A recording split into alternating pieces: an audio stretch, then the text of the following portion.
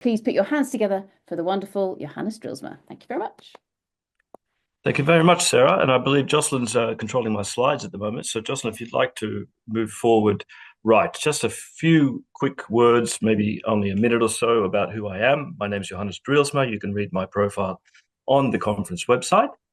Today, I'll be talking to you about lessons that I've learned about collaboration over a 30-year career. And I'll be drawing those lessons from three main phases. First, when I was a graduate engineer in a big mining company in Australia. Then when I was deputy director in a big mining association in Brussels, and then more recently as an independent consultant supporting collaborations everywhere. And maybe we'll just move on to the next slide to begin the fun. Very good. So in terms of lessons learned for collaboration,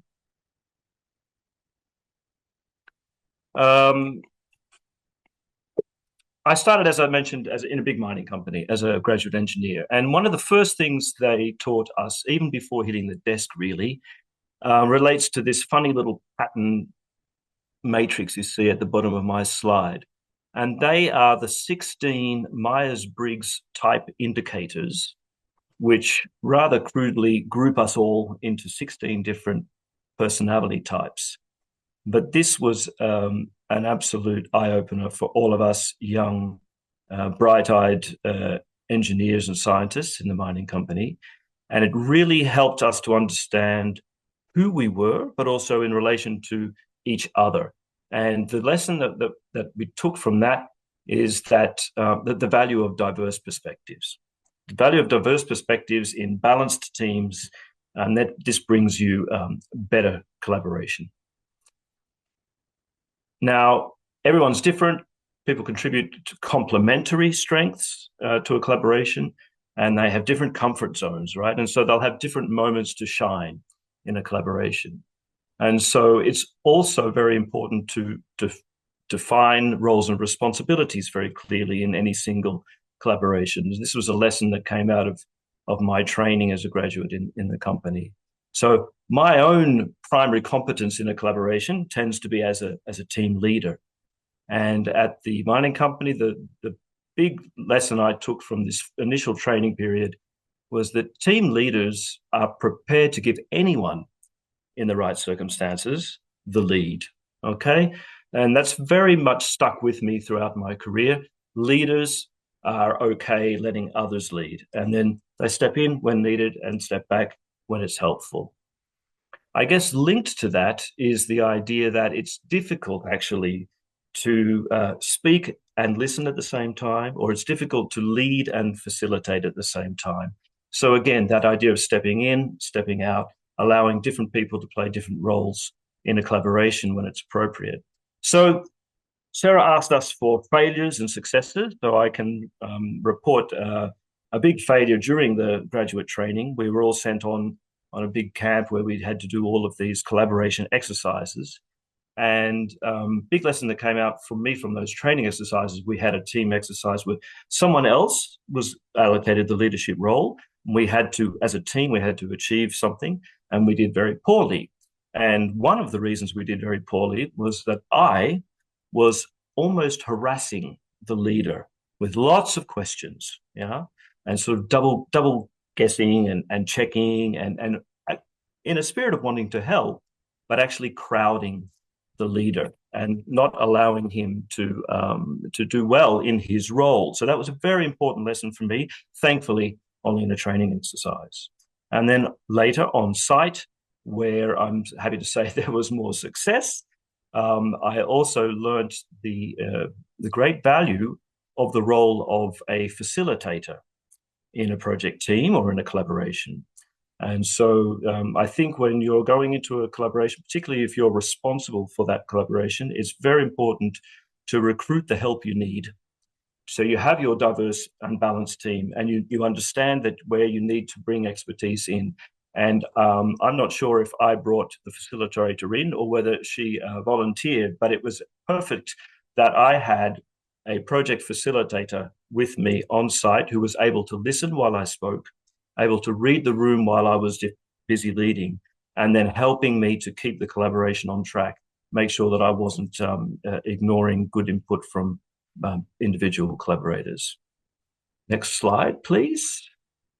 Perfect. Then later in my career, I became more involved in international work, including with geological surveys, as it happens. And what I've found as I sort of deepened my experience in collaboration across cultures, across disciplines, across organizations, this idea that, or this experience of empowering others to achieve what's important to them as a group is very rewarding. Yeah, maybe particularly for people like me who tend to want to take a lead. It's very important, very rewarding to see that you are able to bring people together and see the joy on their faces when they've achieved something that, yeah, maybe perhaps at the beginning they weren't quite sure they were going to be able to achieve. So since my graduate days, I've consistently formed and led broad coalitions to try to do difficult things, because I'm always chasing that little rush at the end. Yeah, very rewarding. So I think successful collaborations require, though, a common vision. They require some kind of common knowledge, or at least a common level of knowledge, some sort of knowledge sharing to get that common understanding, and aligned incentives. And so what I see a lot these days is that these three things might not have been properly checked, or they might not be fully in place. And what that tends to mean is if people don't have aligned incentives, they're operating in isolated sets of knowledge in their little organizations, there's not enough sharing, then there's no time for collaboration because they're all busy in their own corner chasing their own incentives. So there might be a lot of doing under the letterhead of a collaboration, but actually very little listening and not much being achieved. So I think, again, leaders recruit the people they need to achieve a good collaboration. I'd sometimes think of it as recruiting a Sherpa to guide the team or the collaboration up the learning curve or up the mountain to whatever they want to achieve. And in doing that, you need to bridge the different cultures, the different perspectives, right? So time frame can be an interesting one. In the industries I've worked in, a new telecom service might be dreamt up and actually marketed in 24 hours. A new car model will typically take more like 2 to 4 years between design and production. And then a mine, as you know, might take 17 years. So even just those working timeframes can mean that people come to a problem with a very different perspective, a very different idea of priorities or how they need to proceed. Next slide, please. So now I like to think that having been initiated into collaboration, having practiced a certain amount of collaboration, I'm quite enjoying a little bit of innovation in collaboration. And the tool that I have discovered, which brings a lot of what I've learned together in collaboration over the last 30 years, is something that is called systemic consensing. So here on this slide, you see a matrix where a group of people are trying to decide, what shall we eat for dinner tonight? We want to be together. We want to enjoy some food. What shall we eat together? Now, typically, if you would say, well, let's give one person one vote, and we ask what they prefer, then you might see, Jocelyn, if you just toggle the slides, you might see that there's a big tick for each person, but unfortunately, they all would like something else, right? And so you have a nice sort of majority vote where there's no majority, actually, 4 different ideas, and, well, we're still stuck. We still don't quite know where to go. Systemic consensing turns the problem around and takes a different approach. It asks people to please rate their level of resistance to each option. So what you're seeing here, the color map is a map of resistance, actually. So you get a lot more information here. It's much richer, and everyone can very quickly see, where there might be a zone of least resistance or lower objections within the whole group. So then the whole group can feel more comfortable about which meal they have. And so in this example, for example, the pizza has the lowest resistance rating of the group, even though poor old Ivor is still quite against it. Yeah. So then what you might do is you might have an iteration where you say, okay, Ivor, what would you need to make pizza acceptable to you? And he says, well, I'm vegan. Okay, but if we make sure we get vegan pizza, would you be okay with that? Yes, okay, I can live with that, and that would be far better than in forcing vegetable patties on you, my good friends. So I find this is an extremely valuable tool in collaboration and helping to meet each other's needs and take care of diverse views and diverse experience in collaboration. And this may even help you to see rather quickly, there actually is no willingness in this particular group to collaborate. And it helps to answer that question, why are we collaborating? What are we, and so you save some time. Perhaps you say, okay, this is not the right group to do this particular collaboration. Perhaps I'll just go down the street and knock on another door, see if there's not another team of people who share more my ambition and would like to collaborate to achieve something. And with that, I think I'm up with time, Sarah. I'd be happy to take any nasty questions from Julie. Fantastic. Thank you very, very much, Johannes. Fantastic round of applause. Excellent. So Johannes, in terms of that role of the facilitator or the Sherpa, when is it best to bring that person into the conversation? I'm assuming it's probably at the planning stage before you've actually begun a collaboration. However, often collaborations or partnerships kind of come about almost by accident. And so therefore that facilitator sometimes gets pulled in a little bit later on. Do you have any thoughts with regards to the timing of when the facilitator becomes engaged? Yes, I mean, I think in that particular case that I'm thinking of early in my career, I think I definitely benefited from bringing a facilitator in early. So it was in the phase where I was planning the project and I was thinking about who do I need in the collaboration, what expertise do I need to bring in, but also I was grappling with the culture of a new site. So what do I need to understand to have collaboration succeed on this site? Yeah, so in that sense, I guess myself as a project planner at that stage or project leader, I quite quickly recognized the value of having a facilitator. Now, it's true, she probably knocked on my office and said, hey, hi, I'm a facilitator, and I think I can help you. Maybe she even had orders from the hierarchy to say, hey, look after that young engineer, he needs to know what he's doing. But either way, there was an offer, and I was in a position where I could very readily see, oh, yes, this is going to help me. And I think had that facilitator come later in the project, it would have given me too much time to make mistakes or dig holes for myself. And I think certainly by the time you're up in front of a project team, guiding discussions, trying to get them to do things or make decisions, then I think that's at the latest you need your facilitator next to you, as I say, to be able to listen while you're speaking and be able to just sort of take you into a corner and say, now listen, Johannes, you need to maybe ask person X the question a slightly different way because they look like they're sulking and they don't feel like they're included. Yeah, things like that. So I say as early as possible, and hopefully most leaders are open to bringing a facilitator in early and certainly before you're in front of the group. And how about because obviously that facilitator can take on different roles, and because sometimes the leader actually needs to be the one who steps back and listens, especially when there needs to be that element of kind of co-creation amongst the group. Is that a very different form of facilitation, or how do you see that working? No, I see it as the same. And indeed, I much prefer to work in a duo where, one person can step forward, another person steps back. That also helps groups because they might be different styles, different tempo, different tone of voice. People feel more responsive to one leader or another. I think that's what I was talking about when I said, people who are naturally good leaders are happy to step back and let other people lead when it's appropriate. Yeah.